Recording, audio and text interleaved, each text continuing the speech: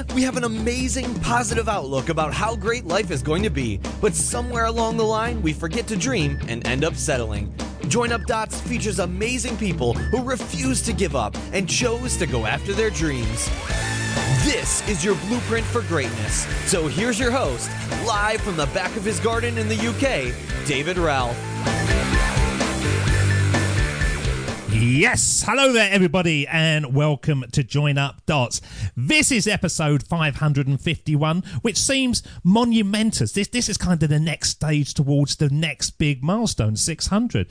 551, when I started this, I was happy to get to 10 and then happy to get to 30 and then 50 and whatever. And that is how life is built. It's a series of small steps that lead to something remarkable, no matter what you want to do.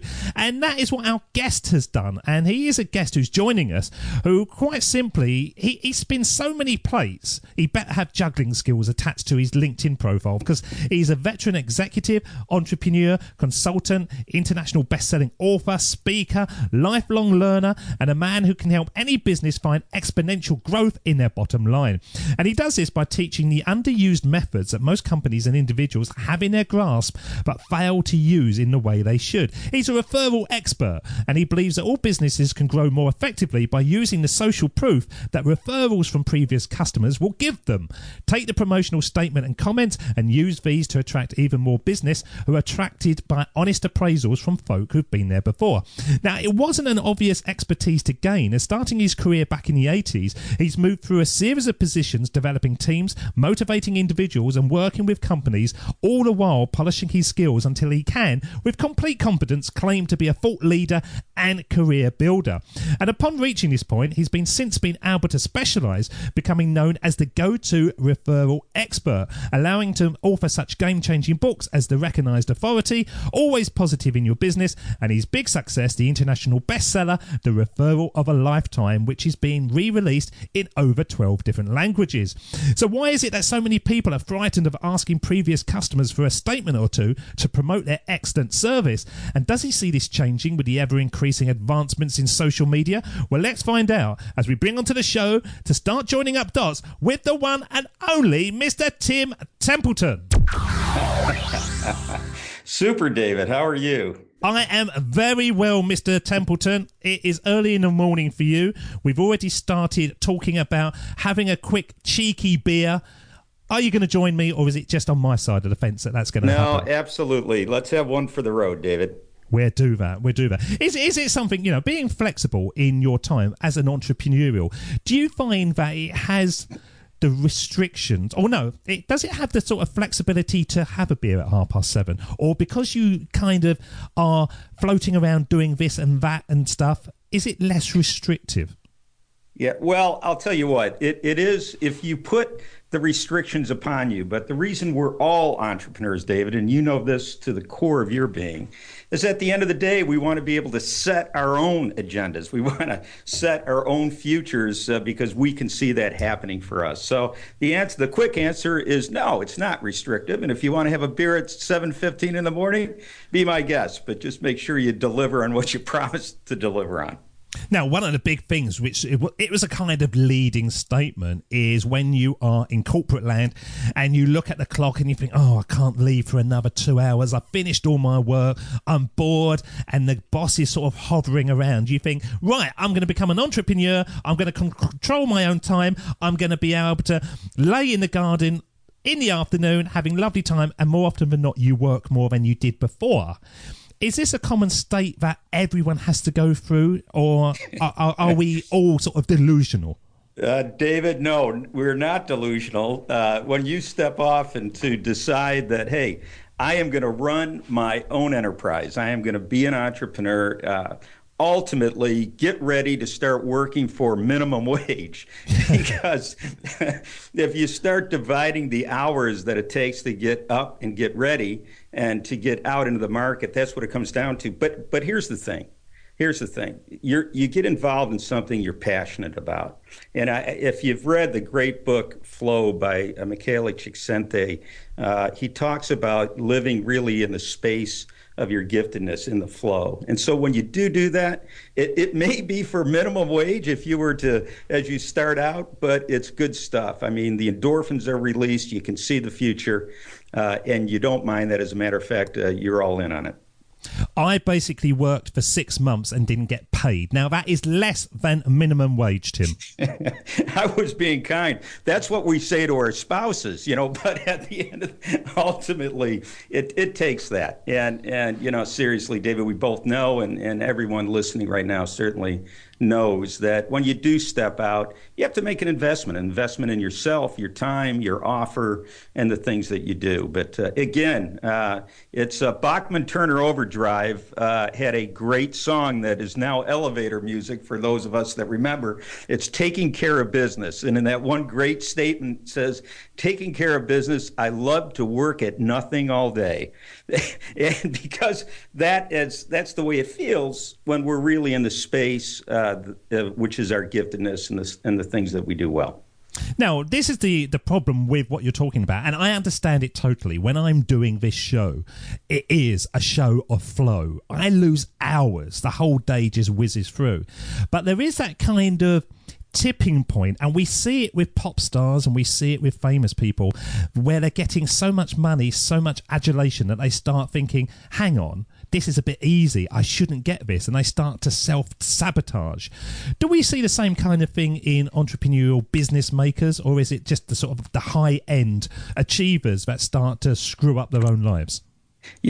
David, this is good stuff, but the fact is it's across the board. I mean, ultimately, as we go through time and space, doesn't matter whether we're a rock star on top or starting out into business, it's important to stay grounded in the things that matter most. So when that time does happen, we don't start to self-destruct, or as they said, we don't start reading and believing our own press releases. I mean, at the beginning of the intro, I mean, all those things, those kind things that you said about me, those are all true. But I have a whole other group of statements that are also true, which are on the opposite end of that. I clean up okay. But ultimately, and whether it's me, you, the rest of the world, I mean, we all have our stuff that we have to deal with. And so that is an important point. You did mention, you used the term tipping point. And great book, Malcolm Gladwell talks about the tipping point in many things. We can certainly unpack that in referrals and relationships. But that's what you're talking about, where the day starts to really slip by, but the income is coming back. The tipping point that you've invested so much of that free time in what you're doing, and you have a great offer, then all of a sudden it starts to flow back in, and because you've reached that tipping point. But that's a great term. When I started this show, I don't think about it as much anymore because the show's kind of taken off. But at the beginning, I had this vision of scales, like bathroom scales. And on one side, it was empty. The other side, I was putting a pebble. And I just mentally knew that as long as I kept on putting a pebble in every day, they would hit that tipping point and something would happen. And it did. Now what I need to do is get bigger scales because I'm looking for a bigger tipping point to sort of take it to the next level. But it is a kind of vision that works, isn't it? You can actually mentally go, yeah, as long as I keep on putting a pebble into that bucket or those scales, it will ultimately go the way I want it to be. Well, you're talking about, putting one foot in front of the other and continuing on to where you need to go to get to the place you want to get to. And obviously with 551 shows under your belt, being the 551st, that's a lot of pebbles. But because you had the vision of where it's going, you have reached that. And that's true for all of us. I mean, as we go through our process and the things that we do, Asmanoff had a great statement when talking about inventing or starting. He said it's not the eureka, statement that really matters. It's the, that's interesting. And what we find along the way, as you have with 551 shows and I have in my long career, are these certain things that ultimately become our tipping point, and we really double down on those opportunities and where we're at. And that's the exciting part. If you stay in your space, you stay confident, you get knocked down because we all do, but you count on your body of work like you have and I have, and anyone listening as you go through the process. It's all about your body of work. It's all about putting that one foot in front of the other so you too can experience the tipping point. And I love it, but that's my experience. So I speak from the center of it. So how do you know then that you find the thing that you want to work enough in to hit that tipping point? Now, you obviously are known as the referral expert. That's a nice kind of strap line. But you could have had many different areas that you might have thought, yeah, I think I'll do that. I might be an expert in this. How did you decide on the one that you wanted to go for so that you could continue to work towards that tipping point? Now, my friend, we're getting down to the meat of it. Mark Twain has a great quote. He states that the two most important days in your life are the day that you are born and the day that you find out why. Yeah. And as we go through in our work and the things that we do, I became a referral expert, not so much because that's what I started out at. I started out when I saw I had a retail marketing and sales organization in the United States in the 80s, and whereby if you wanted a product on the shelf at Kmart or Walmart, I had a distribution channel and representatives set up, and myself could get you there in 30 days. I wrote my first book in '92 with James Ray, and I got the bug of really sharing content, processes, and training. And it was over a long period of time that was first about being an entrepreneur. It was about learning choices in business, things we're talking about right now, and doing them strategically and with the right tactics in mind. But along the way, these opportunities pop up in your space. And along the way, I founded a coaching and seminar training company in the mid-'90s. And so all of the things that I write on and have written on the Referral of a Lifetime came out of training thousands of individuals through a referral process. And then that's just been honed. So it's one of the things that I do. I truly enjoy it. I have lots of relationships with vendors and other people to help those people that I work with get to where they want to get to in terms of client acquisition through referral.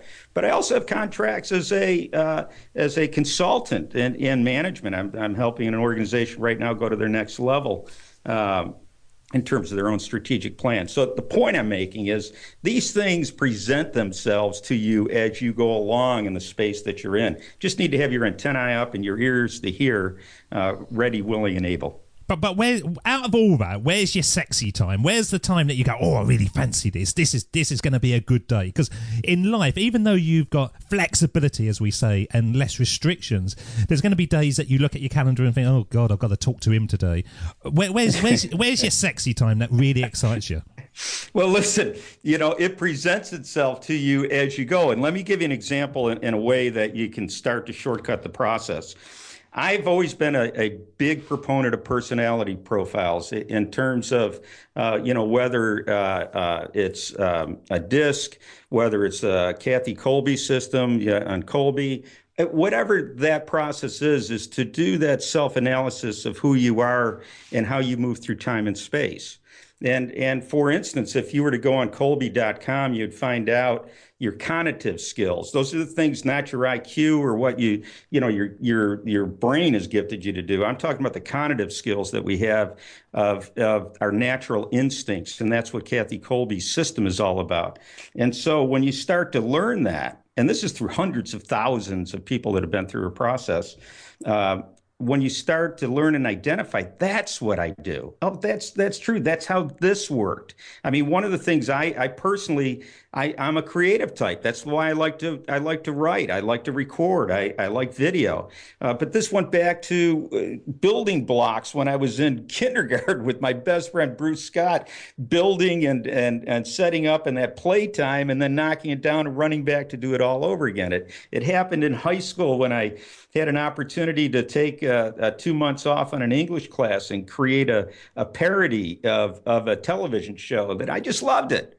These are the things that I love. But then when I took the Colby system profile and understanding how I move through time and space in 4 different areas, I'm a quick start off the charts. I mean, I'm a 9 out of 10, and I love projects with a beginning, middle, and an end.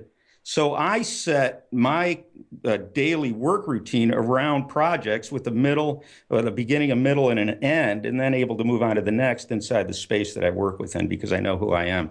So our first step for really that self-discovery is to get online, take as many of those profiles that you can take, and then really reflect. I mean, we look back and you talk about sexy time. I'll tell you what, I mean, like right now, I'm having a gas doing this. I mean, this stuff where we're bouncing off one another, sharing ideas on experience. I love this. I mean, this is the stuff that I most enjoy.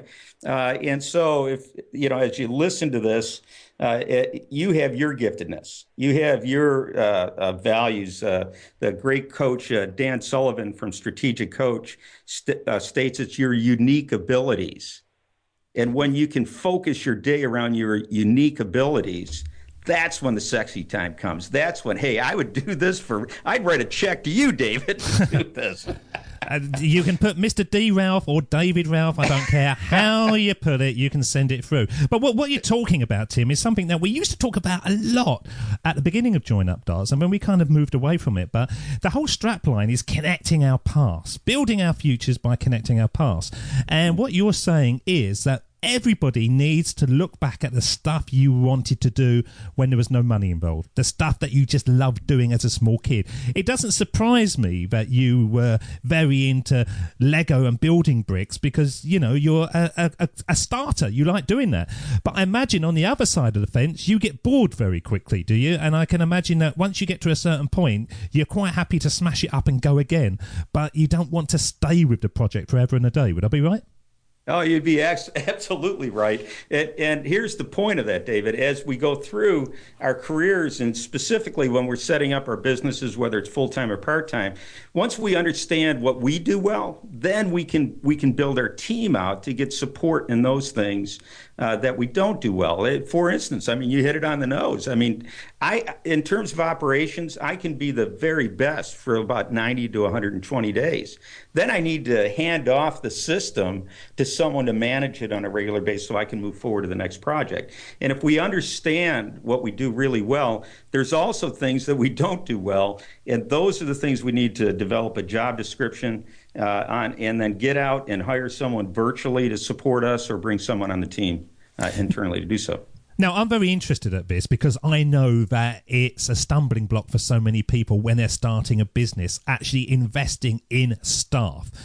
More often than not, you have a superhero syndrome that you feel like you should be doing everything because, I don't want to pay that VA in the Philippines $5 an hour because I can do this. I might as well just do it.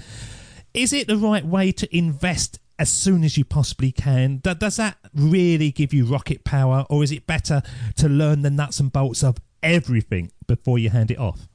Well, it's the point here, David, from my perspective. Obviously, this has to do about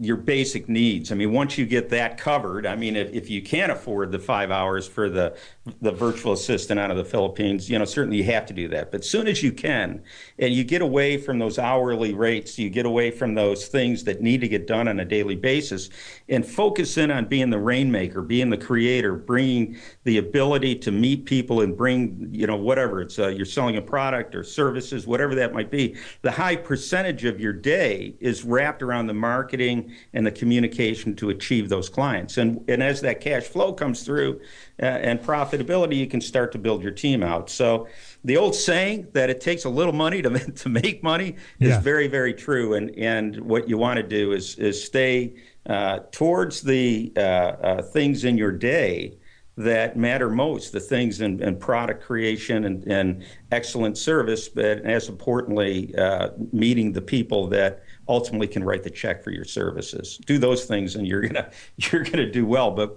it's easy to not do those. It's easy to get off into the busy work, which is death to an entrepreneur in terms of their productivity. Now, I don't really listen to podcasts at all. It's funny, really, because I am a podcaster, but I spend more time recording than actually listening. And I stumbled across one with Michael Hyatt just before we started recording today, and I was listening to it while I was having my lunch, and he was talking about how he found it very hard to delegate tasks to people because he wanted to provide a certain service, but he knew that ultimately you've got to pull away from it so that you don't, lose yourself and just get engulfed in everything. And what he was saying is that in his business, he makes templates for everything. So if he gets a question through on an email, the very first time he answers it, he thinks, is this likely to be asked again? And if it is, he really over-delivers and writes an amazing template which they can then send out time and time again. And I thought that was a great way of doing it, because you're not saying, right, what I'm going to do is hire people I can't afford, but what you're doing is finding a quick way of providing the same service. That doesn't mean you've got to do it time and time again. What do you think? Well, first off, Michael Hyatt is a rock star, and let's just unpack his background. This is the former CEO of Nelson Publishing, huge publishing outfit, and now he's on his own as a thought leader and as an author. But this guy is process driven. I mean, he is managed from the top. So as he looks at setting process up, that's great advice. In terms of, I don't know which interview you listened to, but I listened to his interview with Michael Selzner on his book launch strategies, and I learned a thing or two, and I've been in this space for 20 years. But in terms of what he's doing on processes, that's brilliant.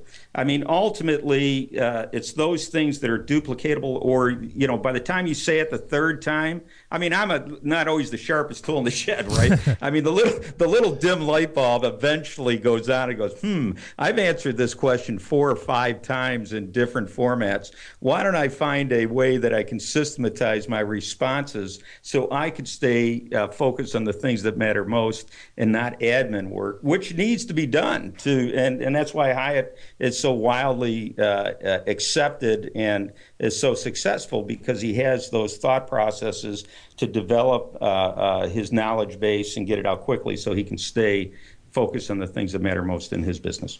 But of course, he wasn't always Michael Hyatt. In America, he's probably more worldly known than he is in the United Kingdom. But there's a starting, he was Mike Hyatt. He was, who's that guy at some stage? You've got to start and develop these things so that you can find out what works. Yeah, absolutely. I mean, look, at the end of the day, with the amount of listeners that you have, David, and that's following you, on those first 10, you said, I just want to get through my first 10. Well, you've turned into a rock star in the podcast world because of your body of work and all the knowledge that you're bringing forward. We all start there. I mean, I started as a kid from Buffalo, New York, of growing up in a back bedroom, small bedroom with my 2 older brothers. As I went out and went off to college and quit college, I had this vision of the things that I wanted to achieve. Why did you quit? Hometown, it was Tim? like, you kidding me? This guy's going to do that? Just to jump into it, why did you quit college? I'm interested in that. Well, at the time, I remember listening to professors saying, hey, if you follow these things, if you do what I'm telling you, you'll be able to, now this is a while back, dates me in the 70s, the early 70s, you'll be able to go out and earn $15,000 a year. I'll never forget that day. Like, I was sitting in the room like it's right now. And my father, who was a Boilermaker and boomed around the country on big jobs and was called in by Bechtel and others to lead jobs, he made more money. And I'm thinking, this is what I'm going to school for, to earn this amount of money, $15,000 a year. And so I said, no, I'm going to do this on my own. Now, looking back, certainly there are some regrets, and I thought I was going to take the world on by storm, and it took a little while, and I'm still working at it. But ultimately, I look back at not finishing my education as something that would have been much more enjoyable the rest of my life if I would have done it for me. Not for everybody, but for me. Right, I'm going to play some words now, and then we're going to delve back into that, because I think that the young Tim, the college Tim, is absolutely fundamental to where you've ended up. This is Jim Carrey. My father could have been a great comedian, but he didn't believe that that was possible for him. And so he made a conservative choice. Instead, he got a safe job as an accountant. And when I was 12 years old, he was let go from that safe job. And our family had to do whatever we could to survive. I learned many great lessons from my father, not the least of which was that you can fail at what you don't want. So you might as well take a chance on doing what you love.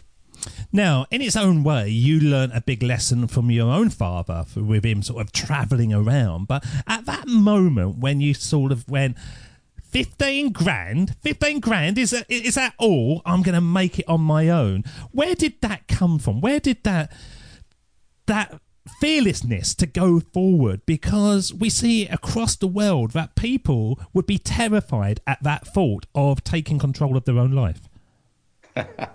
Well, I love it because, first of all, part of the reason is I'm wired that way. And as I moved through time and space, and I did with the start, I'll give you an example of this is a little bit that I do for my 3 grown daughters and my father did for me. My father passed away, David. He didn't leave 10 cents. I mean, we had to put together the funds to handle his funeral. But my father, there was nothing left. There was no trust fund. There was no inheritance. There was none of that. But what my father gave me was priceless. My father told me I was a rock star at a young age.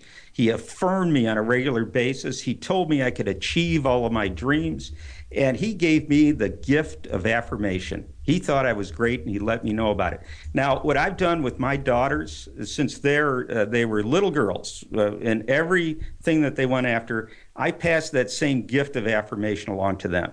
And today, they're in their mid to late 20s and 30s. They've all, through their secondary educations, I've got 2 now in law school. I've got 1 that's finishing up a social entrepreneurship degree at the Marshall School of Business at USC. And they all have their authentic voices. And a big part of that is because I let them know the things they do and have done well. I'm their biggest encourager in those areas. And so in terms of me, how I got started with that was the gift my father gave me early on. And so it was in that confidence that I stepped out and went after it. And I remember at the end of his days, I would always call my father across the country to talk to him. And there was this deal and that, we had a real estate development. I was $200,000 behind on a payment, and I would call my dad. And his statement was, hey, Tim, if I could write a check right now, you know that I would. But you're going to get this figured. I know you will. And my response was, Dad, I didn't call you up because I know you can't write the check. What I called you up to so you could listen, and you do it so well because you believe so much in me. And so the answer to why I do the things I do is directly related to how my father reacted and responded to me and my dreams. I've done that for my daughters, and anybody listening, if you're not doubling down, focusing on that today with your children, make a note, do so today and get it started for the rest of your life for their sakes and your children's sakes. It's interesting you say that because I was reflecting on my own father. My father, I've got a big sign in front of me, and it's a check, and it says $200,000 per month to David Ralph. And I look at it every day, and I've had that from day one of growing my business. And, I'm a million miles away from it. And my dad will always look at that and go, no, it's not possible. And I say to him, it is possible. Yeah. I know loads of people. No, it's not possible.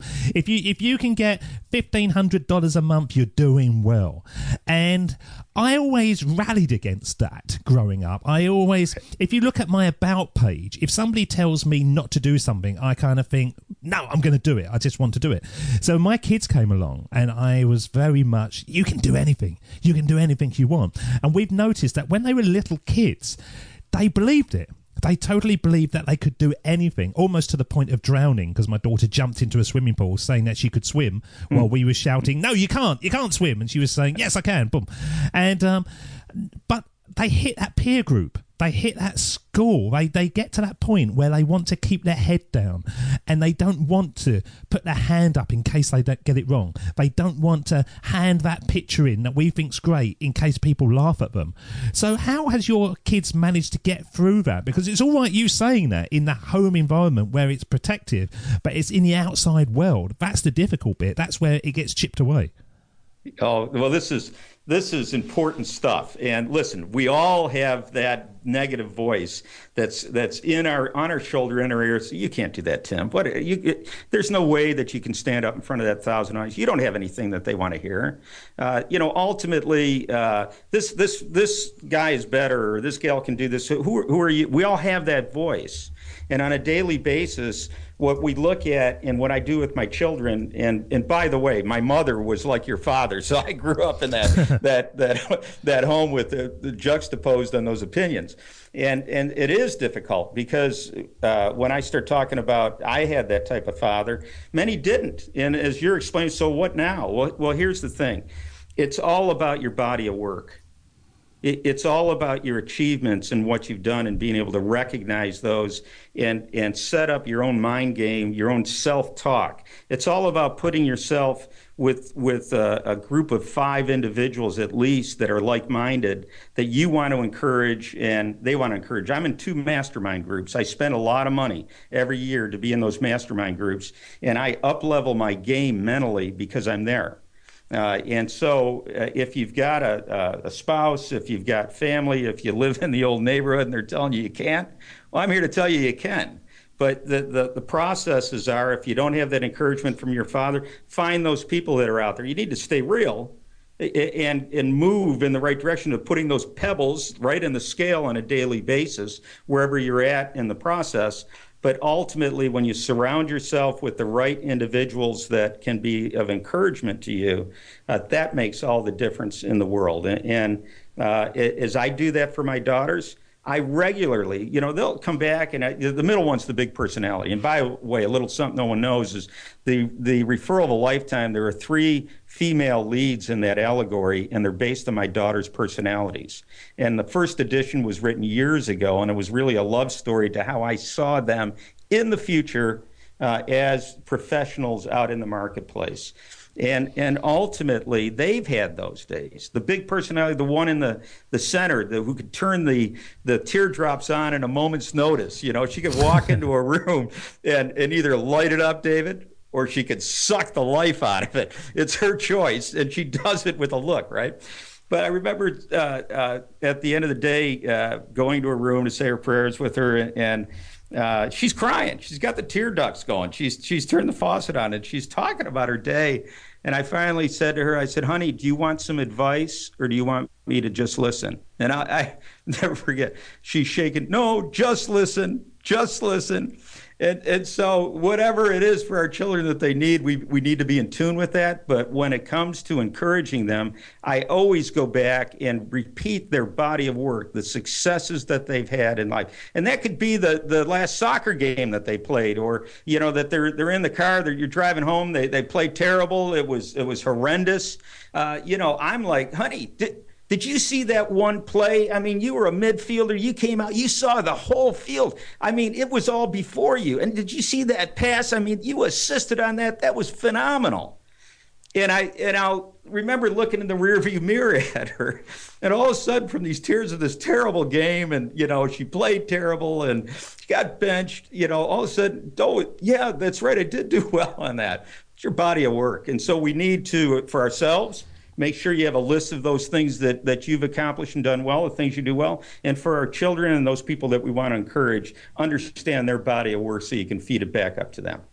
So is there no difference then between your kids and your clients? Do they all need the same thing?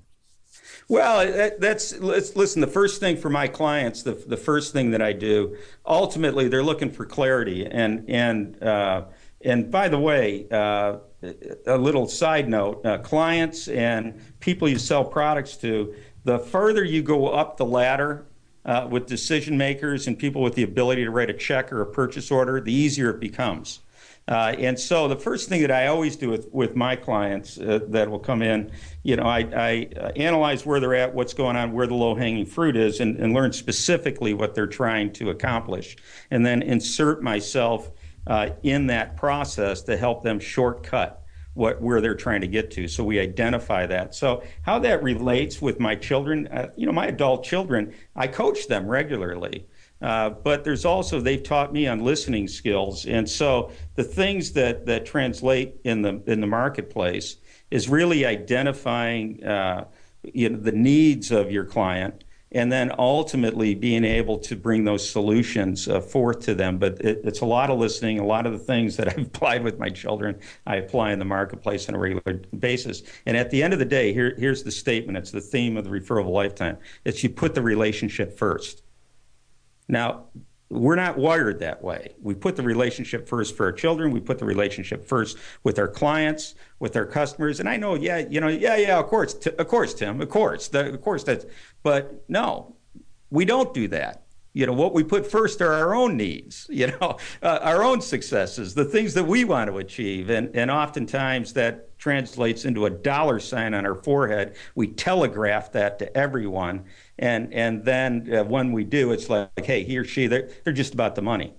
This is a point of going back. No, it's the relationship first. It's how you serve others. It's what you bring. It's listening and asking the right questions.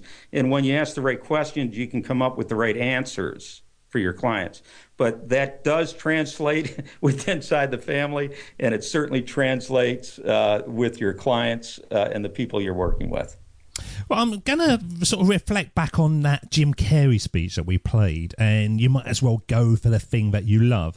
You sound like you love it. But was it always the case? Did you stumble across things more than actually drive forward on things?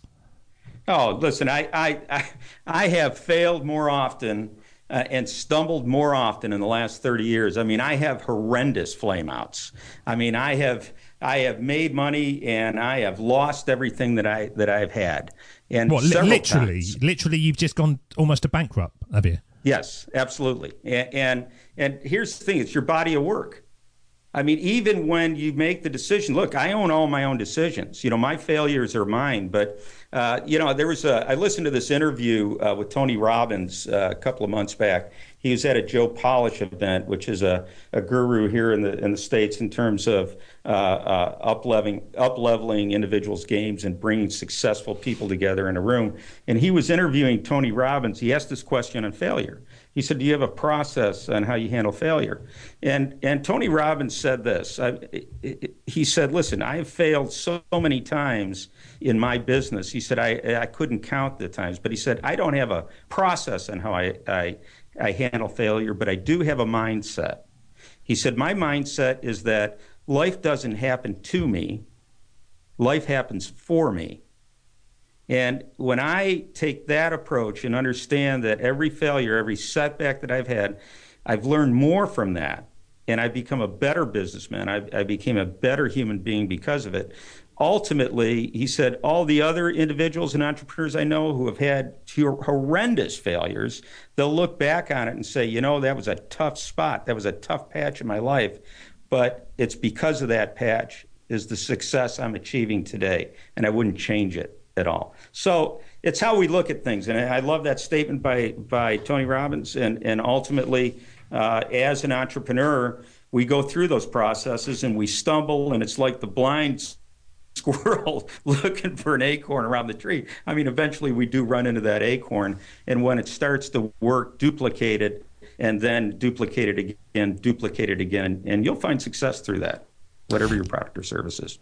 Let's play some words that summarize amazingly well what you just said. Here he is, it's Rocket. You, me, or nobody is going to hit as hard as life.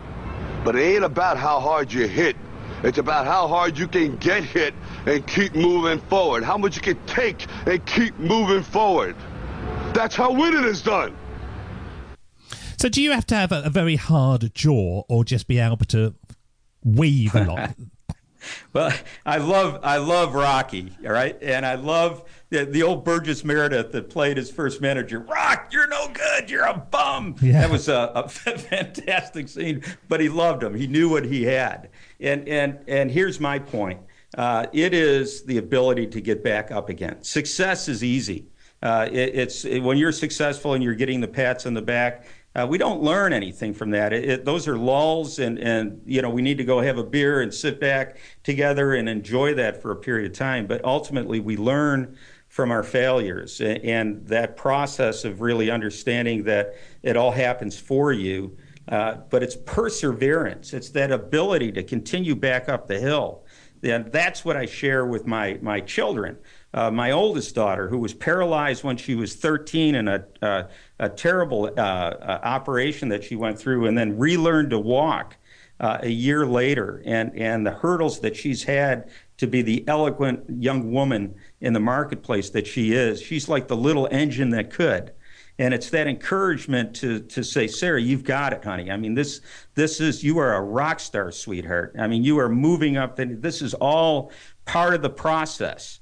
Those are the kind of things when we get that setback, and we all get it. We all have our kettle of fish. It's how we get back, as they say, fail fast, get back on the horse, and keep moving up the hill. Now, the whole theme of this show was created by a man who's no longer with us, and Steve Jobs said it brilliantly. Rocky said it in a different way. Jim Carrey says it in a different way, but it all means the same thing, and that is you got to get out there, you got to try, and you've got to fail. Here he is, Steve Jobs. Of course, it was impossible to connect the dots looking forward when I was in college, but it was very, very clear looking backwards 10 years later. Again, you can't connect the dots looking forward. You can only connect them looking backwards. So you have to trust that the dots will somehow connect in your future. You have to trust in something, your gut, destiny, life, karma, whatever. Because believing that the dots will connect down the road will give you the confidence to follow your heart, even when it leads you off the well-worn path. And that will make all the difference. So do your dots join up? Oh, that's fantastic. You listen to Jobs, and the answer is yes. When we do look at our past and where we're headed now, I mean, as they say, youth really is wasted on the young. I'm still, Bob Seger had this great song, in terms of wordsmithing and going through, I wish I did know now what I didn't know then. I'm still running against the wind. I mean, you look back at your dots, my dots, all of them, of course they connect. There were some overriding factors about Jobs of his huge success that I've taken heart in. Jobs never released a product that wasn't over the top. Everything that he produced was in the user's eyes, where he would say, hey, the other major players, they're releasing betas. The reason we win is because our products are excellent. We don't release them until they're excellent. They're over the top. He did that for his entire career and was out of the box his entire career. But that lesson is what we have. I mean, I don't release a book. I don't go to work for someone unless I really know my stuff and ultimately can deliver excellence. And so that's one of the dots, that I've connected through the years. And so the simple answer is, Jobs, obviously that was a brilliant little statement that he made, but it's something that applies for all of us. Because if we do look, again, our giftedness, if we go through our personality profiles, we go back to our youth, the things that we loved where time flew by, and we start applying that into our work and our career, the dots not only line up, but success starts to line up through that trajectory of the things that we do well, understanding the most important parts of that, and that's the right offer, the right product, the right service, and delivering excellence, just like Steve Jobs did. So what is your big dot, Tim? I love this question. When you look back over your whole life, more often than not, there's a moment, there's a conversation, there's a situation where it starts to push you to where you are now. Well, for me, it is the ability to affect my children's children. And where I found this is becoming an author. I've written several books. I'm now dedicated to releasing one a year going forward. The written word never gets forgotten. This latest release is, from my own standpoint, is an epic a release. It's directed towards my children and my children's children.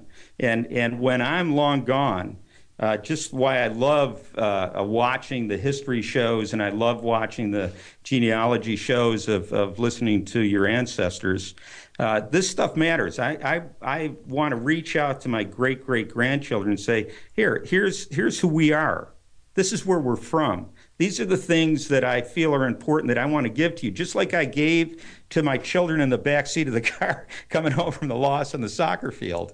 I want to do the same thing for my children's children to give them a leg up. Just all the same things we're talking about on this program, David, but doing it in a way that they understand who they are and what they bring to the table. And that isn't just, for royalty and blue bloods. We're talking about the blue-collar workers where I come from and the majority of us come from. What are those lessons of our father? What are the lessons of us? And then put it in writing. Put it in a way or on video that is a great body of work. And that's the aha for me when I realized that point with the first edition of the Referral of a Lifetime, the impact that I could have on people's lives. And that's just one person. When I get the one person that either sends the email or gets me off stage and says, hey, your book, it changed my world.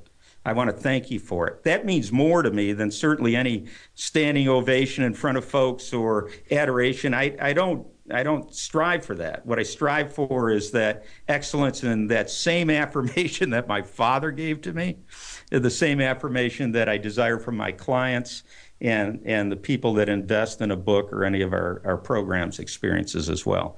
And that's my big aha, and that's where my dots are connected to for my enjoyment and self-satisfaction.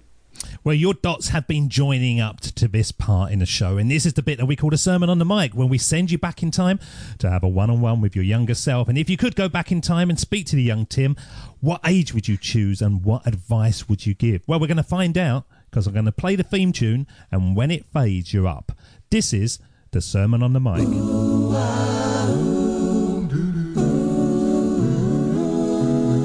Here we go with the best bit of the show, the Sermon on the Mic, the Sermon on the Mic.